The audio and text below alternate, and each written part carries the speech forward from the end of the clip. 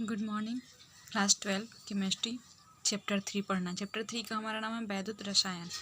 ठीक है, नए सिलेबस के अनुसार हम लोग पढ़ रहे हैं। ठीक है, वैद्युत रसायन चैप्टर का नाम है। वैद्युत यानी कि इलेक्ट्रो, रसायन मीन्स केमिस्ट्री। इलेक्ट्रो में हम क्या करते हैं, इलेक्ट्रिकल एनर्जी यानी कि विद्युत ऊर्जा के बारे में पढ़ते हैं। केमिस्ट्री केमिकल एनर्जी यानी कि रसायन विज्ञान। ठीक है, अब देखते हैं विद्युत रसायन क्या होता है। रसायन विज्ञान की वह शाखा जिसके अंतर्गत रासायनिक ऊर्जा तथा विद्युत ऊर्जा के परस्पर रूपांतरण तथा उनके मध्य संबंध का अध्ययन किया जाता है, विद्युत रसायन कहलाती है। विद्युत रसायन वो होता है जिसके अंतर्गत रासायनिक ऊर्जा तथा विद्युत ऊर्जा, ये रसायन ऊर्जा हो जाएगा और ये विद्युत ऊर्जा के परस्पर रूपांतरण, विद्युत ऊर्जा रसायन ऊर्जा में बदल जाता है और रसायन ऊर्जा विद्युत ऊर्जा में बदल जाता है तथा उनके मध्य संबंध का, इसके मध्य क्या संबंध है उसका अध्ययन किया जाता है, उसे ही हम विद्युत रसायन कहते हैं। हम देखते हैं विद्युत अपघटनी या आयनिक चालकत्व क्या होता है। विद्युत अपघट्य गलित अवस्था एवं विलयन में विद्युत धारा का संचालन करते हैं। विलयन में उपस्थित आयनों के कारण विद्युत की चालकत्व को विद्युत अपघटनी या आयनिक चालकत्व कहते हैं, जैसे कि Na+Cl ऋण आयन। विद्युत अपघटनी चालकता से संबंधित कुछ मूल अवधारणाएं देखते हैं क्या क्या है।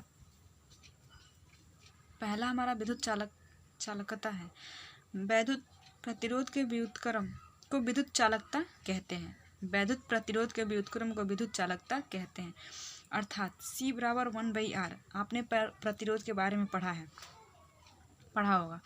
C का मात्रक बराबर 1/ओम बराबर ओम माइनस ओम का ये सिंबल होता है। ओम हम कैसे बनाते हैं, ओम का सिंबल हम ऐसे बनाते हैं। ठीक है, या एक महो, ये क्या है महो, या हम कह सकते हैं एक महो। ठीक है, दूसरा है विशिष्ट चालकता। विशिष्ट चालकता क्या होता है, विशिष्ट प्रतिरोध के व्युत्क्रम को विशिष्ट चालकता कहते हैं। विशिष्ट प्रतिरोध के व्युत्क्रम को हम क्या कहते हैं, विशिष्ट चालकता कहते हैं। कप्पा, इसको हम कप्पा बोलेंगे। ठीक है, कप्पा बराबर 1/ρ equal to 1/R into L/L। Rho equal to RA/L होता है। तो कप्पा का मात्रक ओम -1, ओम का पावर -1 सेंटीमीटर -1, यानी कि साइमन सेंटीमीटर बोल सकते हैं। ठीक है, साइमन सेंटीमीटर। अब देखते हैं मोलर चालकता क्या होता है। λm, किसी विलयन के एक निश्चित आयतन में उपस्थित विद्युत अपघट्य के एक मोल द्वारा उपलब्ध कराए गए आयनों की चालकता मोलर चालकता λm कहलाती है। मोलर चालकता वो होता है कि किसी एक निश्चित आयतन में उपस्थित विद्युत अपघट्य के एक मोल द्वारा उपलब्ध कराए गए आयनों की चालकता मोलर चालकता कहलाती है। मोलर चालकता का सिंबल क्या है, λm से हम डिनोट करते हैं। देखते हैं इसमें और आगे क्या है। कप्पा एंड λm संबंध बटा डेल्टा m बराबर कप्पा, ये बटा नहीं है, ये हेडिंग का ये अंडरलाइन करते हैं ना, वो है कप्पा एंड λm संबंध क्या है। तो λm बराबर कप्पा इंटू 1000/C बराबर कप्पा इंटू 1000/m हो जाएगा। ठीक है, C या m विलयन की मोलर सांद्रता है। C लिखिए या m लिखिए, क्या है, विलयन की मोलर सांद्रता है। चौथा नंबर है तुल्यांकी चालकत्व क्या होता है।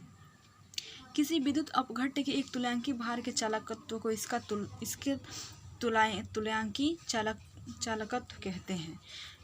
लिम्डा Eg एंड कप्पा में संबंध।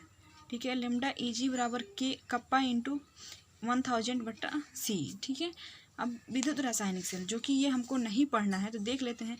रासायनिक ऊर्जा को विद्युत ऊर्जा में, विद्युत ऊर्जा को रासायनिक ऊर्जा में चेंज करता है। ठीक है, इसके दो प्रकार होते हैं, एक होता है विद्युत अपघटनी सेल और गैल्वेनी सेल या वोल्टीय सेल। ये हमें टॉपिक नहीं पढ़ना है। ठीक है, अब है इलेक्ट्रो विभव क्या होता है। जब धातु की पत्ती को इसके स्वयं के आयन युक्त विलयन में रखा जाता है, जब धातु की पत्ती को इसके स्वयं के आयन युक्त विलयन में रखा जाता है तो धातु की पत्ती विलयन के सापेक्ष धनावेशित या ऋणावेशित हो जाती है तथा धातु की पत्ती एवं इसके विलयन के मध्य विभवांतर उत्पन्न हो जाता है, जिसे इलेक्ट्रो विभव यानी कि ई कहते हैं।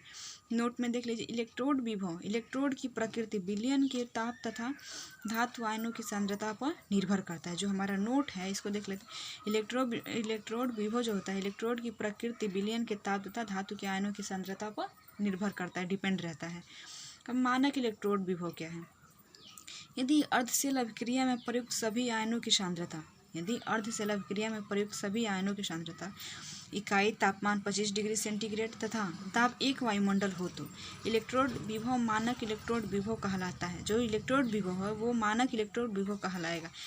क्यों कहलाएगा? जब तापमान 25 डिग्री और दाब 1 वायुमंडल हो, ठीक है, तब ये हमारा इलेक्ट्रोड विभव मानक इलेक्ट्रोड विभव कहलाएगा। इसे ई नॉट से प्रदर्शित करते हैं। नोट देखिए, ई तथा ई नॉट को सदैव अपचयन विभव माना जाता है।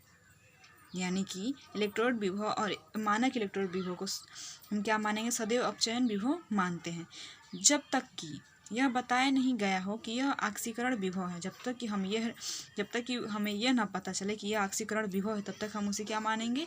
अपचयन विभव मानते हैं। अब इसका नेक्स्ट